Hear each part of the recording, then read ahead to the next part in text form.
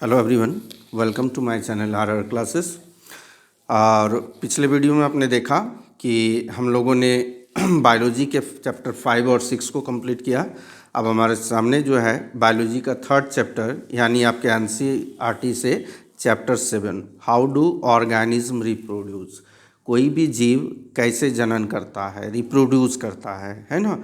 आप लोग जानते हैं कि रिप्रोडक्शन एक ऐसा तरीका, एक ऐसा मेथड होता है जिसके तहत कोई ऑर्गेनिज्म अपने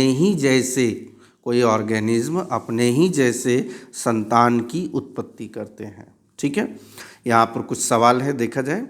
एक farmer notice that algae rapidly cover the surface of pond after a few week of monsoon, which statement is best explanation of this phenomena. एक किसान ने देखा कि मानसून का जब मौसम आया, जब काफ़ी बारिश हो गई, तो उसके कुछ सप्ताह के बाद तालाब में जो है एल्गीज यानी जो काई आप देखते हो उसमें एक विशेष तरह का, जैसे स्पाइरोगायरा की हम लोग बात करेंगे, ठीक है, विशेष तरह की जो है काई पाए जाते हैं। वो कैसे तुरंत क्विकली अधिक क्वांटिटी में रिप्रोड्यूस करते हैं। तो algae reproduce sexually during monsoon, ये आपका नहीं होगा, एसेक्सुअली होता है। Algae undergoes fragmentation due to water flow, ये आपका हो सकता है, बट वाटर फ्लो यहाँ पर नहीं हो रहा है। Algae develop spot that float in water and germinate, ये भी हो सकता है और ये ऑप्शन हो सकता है। तो बेस्ट आपका सी नंबर हो गया। नेक्स्ट क्वेश्चन आ जाते हैं। The image shows the process of vegetative propagation. यहाँ पर इस इमेज को आप देख सकते हो। यहाँ पर इस इमेज के द्वारा हम लोगों को पता चलता है कि जैसे एक प्लांट के जो ब्रांच है, उस ब्रांच को हमने सॉइल में दबा दिया है ना, किसी नेल के माध्यम से दबा दिया, इसके टिप पॉइंट को ऊपर रखा गया। यहाँ पर आपका नेल से दबा दिया गया, टिप पॉइंट को ऊपर रखा गया और यहाँ पर जो है मैन्योर वगैरह डाल दिया गया। कुछ समय के बाद आप देख रहे हो कि यहाँ से पहले रूट सिस्टम डेवलप होता है, फिर ऊपर का शूट सिस्टम यानी न्यू प्लांट आ गया। यहाँ तक समझ में आ गई। क्वेश्चन में पढ़ा जाए, the shoot of the parent plant is pushed below the soil, जो बोला मैंने वही है, which result in the growth of new plant. What is the advantage of this process, इस प्रोसेस का एडवांटेजेस क्या है। तो देखिए, ये तो हो गया आपका वेजिटेटिव प्रोपेगेशन। तो सबसे पहला जो इसका गुण हम लोग या विशेषता बताएंगे, तो पहली विशेषता है कि ये बहुत कम समय में हम लोगों को न्यू प्लांट मिल जाता है, क्योंकि इसमें सीड की ज़रूरत नहीं पड़ी है ना। तो एक्स्ट्रा मैन्योर देने का या फिर बीज लाने का ज़रूरत नहीं पड़ा, तो कम समय में प्लांट ग्रो होके मैच्योर हो जाता है। दूसरा है कि सेम ही तरह का प्लांट डेवलप होता है। जैसे ये मान लीजिए वाइट रोज़ का प्लांट है, तो आगे भी वाइट रोज़ का प्लांट होगा, ठीक है, और इसको हम लोग कंट्रोल कर सकते हैं। तो जहाँ तक लेयरिंग आप करोगे वहाँ तक प्लांट जो है आपका डेवलप हो जाएगा। तो ये बहुत ही अच्छा तरीका है, सूटेबल तरीका है, कम समय में अधिक से अधिक प्लांट को ग्रो करने का तरीका है। अब यहाँ पर कुछ ऑप्शन दिए गए हैं, उन ऑप्शन में आपको चुनना है। एक advantage, this result in plant in different flower, अलग अलग फूल होगा, नहीं होगा। This help to grow plant without adding extra manure, this eliminate the need of producing plant using seed, ये हम जो है बीज लाकर ज़मीन में यूज प्लांट करना, उसके बाद बीज से पौधा निकालना, इसकी ज़रूरत नहीं पड़ी। तो इस मेथड से हम लोगों को ये फ़ायदा हुआ कि बिना बीज का हमने प्लांट तैयार कर लिया। नेक्स्ट क्वेश्चन की ओर बढ़ा जाए। एक ओमेन का फैलोपियन ट्यूब जो है पार्शियली ब्लॉक्ड है, ठीक है, पार्शियली थोड़ा सा ब्लॉक्ड है कोई इन्फेक्शन के कारण, and reducing the passage of ovum, जो कि ओवम ओवेरी से रिलीज हुआ वो फैलोपियन ट्यूब में आता है, उधर से स्पर्म फैलोपियन ट्यूब में आता है, स्पर्म ओवम को फर्टिलाइज करता है तो ज़ाइगोट बनता है, इतना तो पता है। तो reducing the passage of ovum, एवम जो है उसका पैसेज को रोक देता है। दिस कंडीशन रिमेन अनट्रीटेड, और यदि महिला उसका इलाज एक लंबे समय तक नहीं करती है तो उसका प्रभाव क्या होगा। पहला है फर्टिलाइजेशन भी लाकर नॉर्मली इन द यूटेरस में हो जाएगा, नहीं, फर्टिलाइजेशन जब भी होगा तो फैलोपियन ट्यूब में होगा और कहीं नहीं होगा। तो ऑप्शन ए हमारा नहीं होगा, फर्टिलाइजेशन चांसेस डिक्रीज, कम हो जाएगा, and increasing the risk of infertility, ये बी नंबर सही होगा। C number fertilization chances increasing, बढ़ जाएगा क्या फर्टिलाइजेशन का चांस? नहीं, जब इस ओवम का पैसेज रुक गया तो फिर स्पर्म उसको फर्टिलाइज कैसे करेगा, या फिर कोई इफेक्ट नहीं होगा, तो बी नंबर ऑप्शन सही है। चलिए इसके बाद हम लोग मैचिंग वाले सेक्शन में आएंगे। यहाँ पर आप देख सकते हो इस मैचिंग वाले सेक्शन में क्वेश्चन नंबर 5 का 5 में देखेंगे कि पहला कॉलम प्रोसेस दिया है, दूसरा में फीचर दिया है, तीसरा एक एग्जाम्पल दिया। फ्रैगमेंटेशन के बारे में तो पता है कि मल्टीसेलुलर क्या होता है, कई टुकड़ों में टूट जाता है, और ख़ास करके स्पाइरोगैरा में हम लोग देखते हैं, तो ये सही मैचिंग किया हुआ है। बर्डिंग के बारे में क्या होता है, over growth form a new body, मान लीजिए हाइड्रा की बात करेंगे तो जैसे ओवर ग्रोथ हुआ, एक आउट ग्रोथ निकल गया, वही तो बर्डिंग है ना, और उसको धीरे धीरे डेवलप होकर मैच्योर हो जाता है, एग्जाम्पल भी हाइड्रा सही है। रीजनरेशन मतलब जो जैसे छिपकली वगैरह में क्या होता है, पूंछ कट गया तो फिर से रीजनरेट हो गया है ना, वो तो उसका सुपर पावर हो गया। तो lost part develop into whole बिल्कुल सही है, और प्लानेरिया इसका बेस्ट एग्जाम्पल है। हमने कहा था कि प्लानेरिया में एसेक्सुअल सेक्सुअल दोनों तरह का रिप्रोडक्शन होता है। नेक्स्ट है बाइनरी फिजन, मल्टीपल फिजन दो होते हैं, तो बाइनरी फिजन में क्या होता है, दो हाफ में इक्वल हाफ में बढ़ते हैं, जैसे कि amoeba. Equal division of cytoplasm बिल्कुल सही है, साइटोप्लाज्म में आपका जो है दो बराबर भागों में बढ़ जाता है, जैसे अमीबा में देखा एग्जाम्पल अमीबा। तो ये मैचिंग सही है, चलिए सही मिल गया। ऑप्शन कौन सा होगा, तो ऑप्शन हो जाएगा इसका बी, आप चेक कर लोगे। The following two question consist of two statement, एक अजर्सन है, एक कोई स्टेटमेंट है, दूसरा उसका रीजन है। अब आपको चूज करना है क्या अजर्सन रीजन दोनों सही है और reason is the correct explanation of assertion, या अजर्सन रीजन दोनों सही है, reason is not correct explanation of assertion, है ना, या एक सही है दूसरा गलत है। अजर्सन में बोल रहा है कि barrier method of contraception are preferred for preventing STD. देखिए ये बैरियर मेथड दोनों के लिए होता है, एसटीडी को रोकने के लिए प्लस प्रेगनेंसी को रोकने के लिए, ठीक है, प्रेगनेंसी को भी रोकता है, एसटीडी को रोकता है। चलिए बैरियर मेथड को अच्छा मेथड माना गया, एसटीडी के लिए ये बेस्ट मेथड है, केमिकल मेथड वाला सक्सेस नहीं होता है, और एसटीडी के लिए प्रेगनेंसी के लिए वो ठीक है। रीज़न कह रहा है बैरियर मेथड केमिकली किल पैथोजन, हाँ कुछ बैरियर मेथड में कुछ केमिकल रिलीज होते हैं जो कि पैथोजन का मतलब हो गया वैसे बैक्टीरिया जो कि बीमारी उत्पन्न कर रहे हैं, एसटीडी उत्पन्न कर रहे हैं ना, सेक्सुअल ट्रांसमिटेड डिजीज, उनको मारने का काम करती है। तो ए आर दोनों सही है, R is the correct explanation of A. Next हम लोग आगे की ओर बढ़ेंगे इस क्वेश्चन की ओर कि अजर्सन में है cutting bryophyllum leaf, bryophyllum leaf होता है पत्थर चट्टा, उसके ब्रायोफिलम लीफ को कट करके उसको मिट्टी में प्लांट कर दिया गया, और कहता है ये प्रोपेगेशन का अच्छा मेथड है, चलिए सही है ये। फिर कह रहा है कि leaf margin of bryophyllum contain dormant bird, dormant leaf जो होता है ब्रायोफिलम का, यहाँ पर इस तरह का बर्ड होता है, यहीं से एक प्लांट ग्रो कर जाता है, लीफ से एक न्यू प्लांट जनरेट कर जाता है। तो ये जो है वेजिटेटिव प्रोपेगेशन वाला मेथड है। तो यहाँ पर कह रहा है कि माने dormant bird that grow into a new plant under favourable condition, बिल्कुल सही है। तो यहाँ पर आपका 7 का अजर्सन रीजन दोनों ही सही है। नेक्स्ट क्वेश्चन आते हैं, unlike papaya sugar cane is commonly propagated through vegetative method. Sugar cane जैसे उसका स्टेम से आप लोग उसको वेजिटेटिव प्रोपेगेशन के माध्यम से रिप्रोड्यूस कर सकते हैं। तो comment on this statement with justification.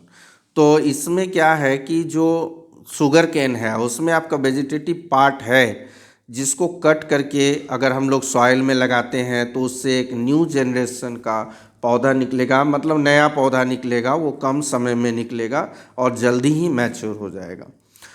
Next question में है if the zygote form in the human fallopian tube, human fallopian tube में जो कि जाइगोट बनता है fail to reach the uterus, और यूटेरस तक वो नहीं पहुंच पाता है किसी कारणवश।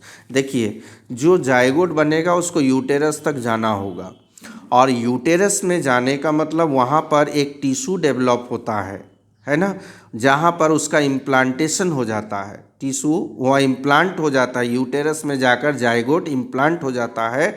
ताकि वहाँ प्लासेंटा वगैरह तैयार हो और उस जाइगोट को न्यूट्रिएंट वगैरह मिलेगा तो सेल डिवाइड होगा तो वो एम्ब्रायो में कन्वर्ट होगा।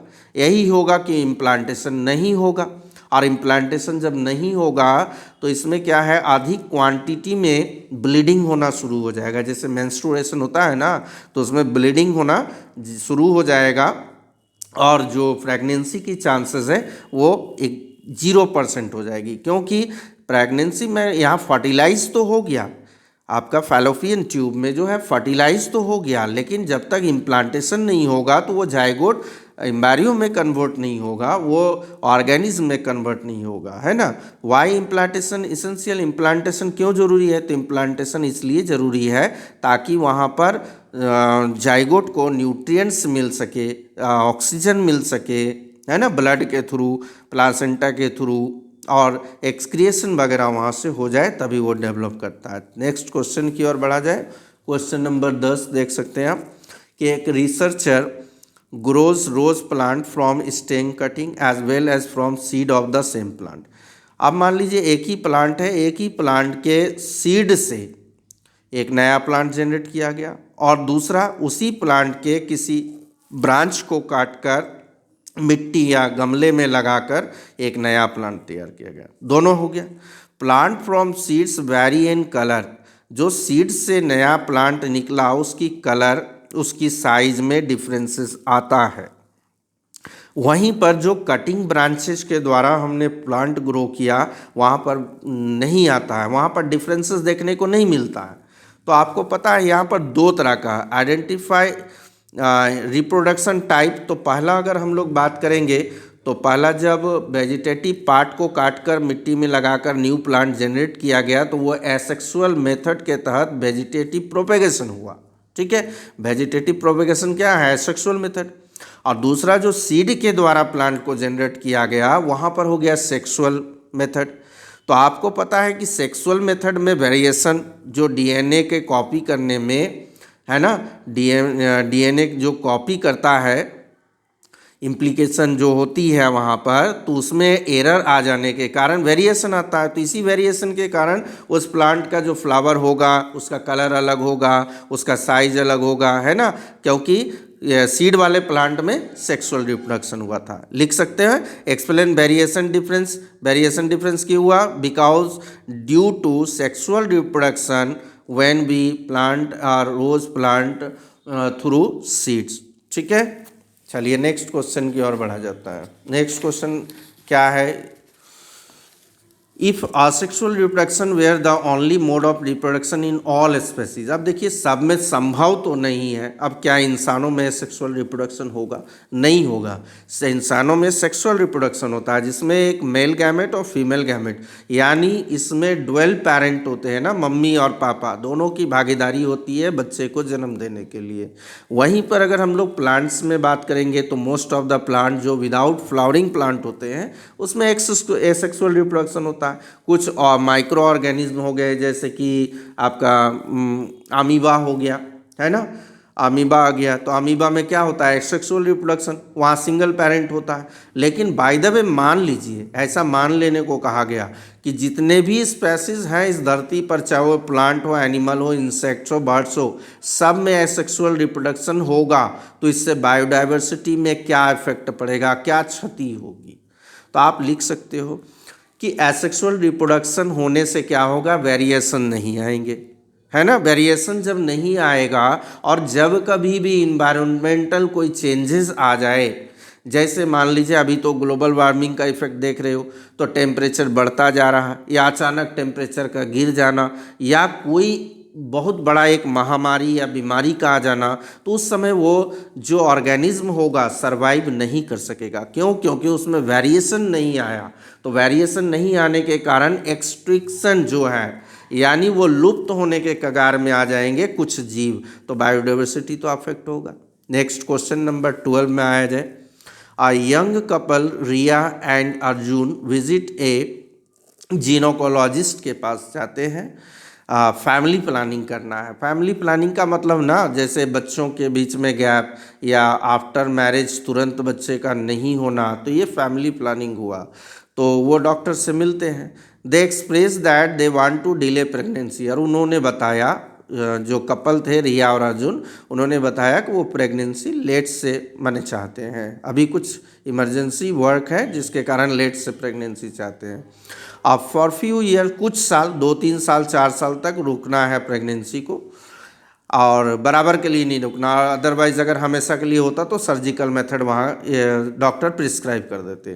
तो इसके अलावा उन्होंने कहा कि अगर वो ओरल पिल्स वगैरह लेते हैं, जैसे गोलियां भी आती है प्रेगनेंसी को रोकने के लिए, तो उससे साइड इफ़ेक्ट होता है, तो साइड इफ़ेक्ट से भी बचना है, प्रेगनेंसी को भी अभी स्टॉप करना है। तो डॉक्टर बहुत सारे मेथड के बारे में बताते हैं, तो आपको बताना है कि कौन सा which contraceptive method should the doctor recommended to prevent, जो कौन सा कंट्रासेप्टिव मेथड को डॉक्टर को प्रिवेंट करना चाहिए, है ना, यानी जिससे कि उन लोगों का उनका प्रेगनेंसी भी रुक जाए और एसटीडी जो सेक्सुअल ट्रांसमिटेड डिजीज़ है वो भी रुक जाए। तो डॉक्टर प्रिस्क्राइब करेगा कौन सा मेथड, तो बैरियर मेथड में कॉन्डम वगैरह यूज़ हो रहा है ना।